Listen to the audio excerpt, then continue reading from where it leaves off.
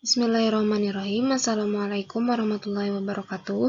Perkenalkan, kami dari kelompok 5 yang beranggotakan Helmi Nur Azizah, Dina Amelia Anggraini, Liza Alifia, Fitri, dan Rizky Mauludiah akan mempresentasikan tentang pemikiran filsafat Al-Ghazali dan relevansinya. Presentasi ini dibuat guna memenuhi tugas mata kuliah pengantar filsafat Islam yang diampu oleh Bapak Dr. Muhammad Zainal Abidin MAG. Memasuki pembahasan yang pertama, yaitu tentang Imam Ghazali dan posisinya dalam filsafat Islam. Imam Al-Ghazali nama lengkapnya adalah Abu Hamid Muhammad bin Muhammad Al-Ghazali.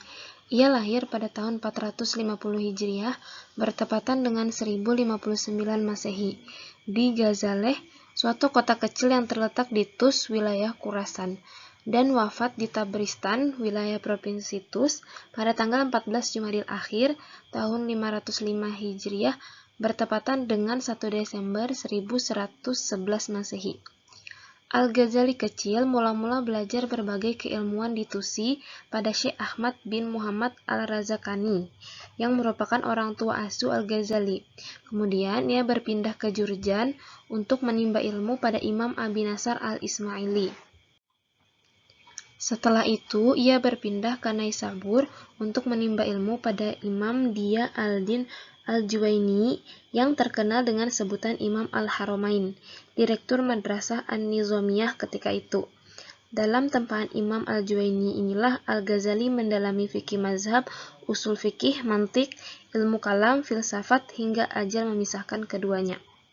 Di antara mata pelajaran yang dipelajari Al-Ghazali di kota tersebut adalah teologi, hukum Islam, falsafat, logika, sufisme, dan ilmu-ilmu alam. Ilmu-ilmu yang dipelajari inilah yang kemudian mempengaruhi sikap dan pandangan ilmiahnya di kemudian hari.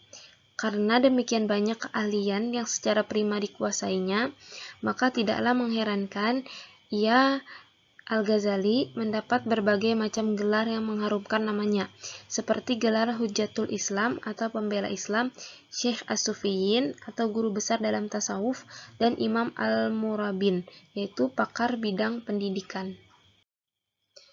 Al-Ghazali sebagai filosof, setelah mengadakan koreksi total terhadap kaum mutakalimin dengan ilmu kalamnya, ia mulai berpikir dan mendalami filsafat. Ia berusaha meletakkan kaidah-kaidah berpikir yang benar yang sesuai dengan sumber dan dasar ajaran Islam, karena kebenarannya bersifat mutlak. Sesuai dengan Quran Surah Al-Hujurat ayat 1, yang intinya sesuai ayat tersebut, Al-Ghazali menolak pemikiran yang tidak berlandaskan atas dan menyimpang dari Al-Quran.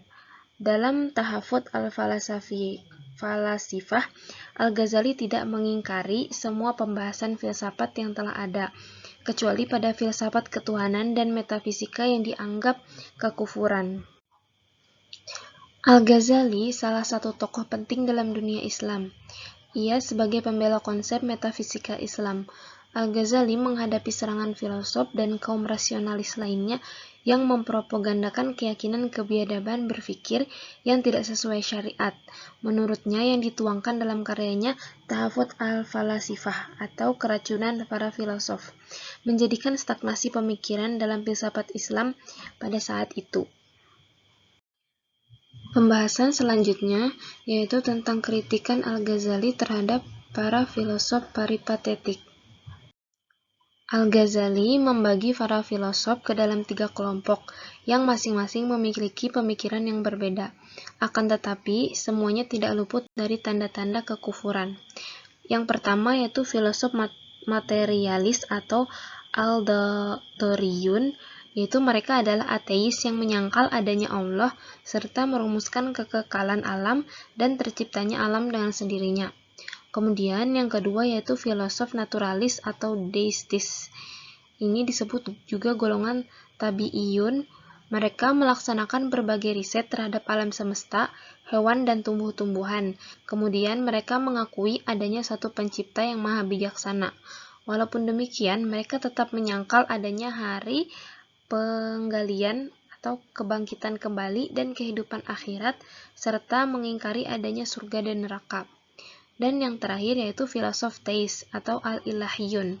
Mereka ini adalah filosof Yunani seperti Socrates, Plato, dan Aristoteles, yang demikian efektifnya mereka membuktikan kesalahan filsafat materialis dan naturalis, sehingga pihak-pihak lain tidak berkesempatan untuk melakukan hal yang serupa.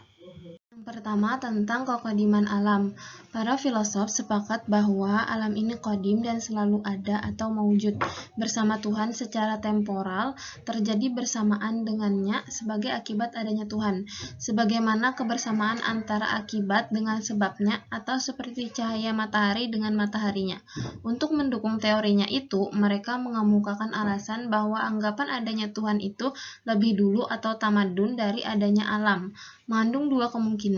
Kemungkinan pertama yaitu keterdahuluannya itu dari segi zat dan bukan dari segi zaman.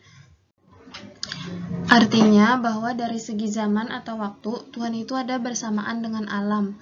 Kemungkinan kedua bahwa keterdahuluan Tuhan atas alam ini secara zat dan secara temporal sekaligus. Untuk menjawab argumentasi para filosof tersebut, Al-Ghazali menyatakan bahwa alam ini adalah baru dan terwujud karena iradat yang qadim. Perwujudan dan ketiadaannya dikehendaki sesuai dengan zaman yang ditentukan. Jadi, terwujudnya alam dimulai pada saat diadakan dan ketika belum dikehendaki, maka belum terwujud, karena terjadinya iradat yang qadim merupakan dasar perwujudan alam. Zaman, menurut Al-Ghazali, juga mempunyai permulaan dan diciptakan. Adanya Tuhan dan alam tidak harus berhubungan dengan zaman, artinya bahwa Tuhan ada pada zamannya sendiri dan tidak berhubungan dengan zaman lain. Selanjutnya, Al-Ghazali mengemukakan bahwa kalau dikatakan alam ini qadim, berarti tidak diciptakan. Padahal yang tidak diciptakan hanyalah Allah. Jika demikian, maka alam juga Tuhan dan terdapat dua Tuhan. Hal ini membawa kepada paham syirik. Allah tidak mengetahui hal-hal yang juz'iyat. Al-Ghazali membagi pendapat filosof ke dalam dua kelompok. Yang pertama berpendapat bahwa Tuhan hanya mengetahui dirinya sendiri dan tidak mengetahui selainnya. Kelompok kedua, termasuk di dalamnya Ibnu Sina, yang berpendapat bahwa Tuhan juga mengetahui yang lain selain dirinya, tetapi pengetahuan itu bersifat universal dan terikat waktu. Alasan mereka adalah pengetahuan mengikuti objek pengetahuan. Apabila objek pengetahuan berubah, yang mengetahui juga berubah. Dengan demikian, Tuhan dikatakan mengetahui juz'iyat, sedangkan yang juz'iyat selalu berubah, maka berarti Tuhan berubah, dan ini mustahil. Jika Tuhan tidak mengetahui hal-hal yang bersifat partikular atau juz'iyat, maka akan mengakibatkan pupusnya inayat Tuhan terhadap makhluknya. Sekaligus Tuhan hanya mengetahui seorang manusia yang tidak secara terperinci, tetapi dalam wujud yang kuli, maka sudah barang tentu tidak ada hisab di akhirat. Menurut Al-Ghazali, Tuhan mengetahui segala sesuatu dengan ilmu yang satu dalam keasliannya, keabadiannya tanpa mengalami perubahan. Tentang kebangkitan jasmani. Para filosof mengingkari adanya kebangkitan jasmani di akhirat, kembalinya ruh ke dalam jasad, serta adanya neraka dan surga secara materi. Setelah seseorang mati, jiwanya akan kekal. Jiwa suci di dunia ini akan merasakan kebahagiaan yang tiada tara, sedangkan jiwa kotor akan merasakan kepedihan yang tiada tara. Apa yang disebut surga neraka dan segala sesuatu yang dijanjikan Allah bagi para filsuf tidak lebih dari sekadar simbol-simbol yang ditunjukkan kepada orang awam. Dalam hal keabadian, jiwa dan keutamaan kebahagiaan spiritual daripada kebahagiaan jasmani, Al-Ghazali sepakat dengan para filosof karena syariat mengisyaratkan hal tersebut. Akan tetapi, menurut Al-Ghazali, hal ini tidak mengkonsekuensikan penafsiran kebahagiaan atau kesengsaraan jasmani di akhirat. Untuk menjawab argumentasi para filosof mengenai kemustahilan kebangkitan jasmani, sebagaimana dikemukakan sebelumnya, tampak inti jawaban Al-Ghazali didasarkan atas sifat kemahakuasaan Tuhan, bahwa Tuhan mampu menciptakan segala sesuatu, karena itu Ia mampu membangkitkan kembali. Pembahasan ketiga, yaitu tentang penilaian kritikan Al-Ghazali. Sebenarnya, sasaran utama kritik Al-Ghazali bukanlah filsafat secara in toto, melainkan beberapa aspek saja dari cabang filsafat, yaitu metafisika yang dianggap berlawanan dengan Islam. Walaupun kritikannya ini bisa dikatakan sangat keras, ternyata ia tidak menghambat perkembangan filsafat Islam pada masa-masa sesudahnya, kecuali di kalangan sebagian kecil umat Muslim Sunni.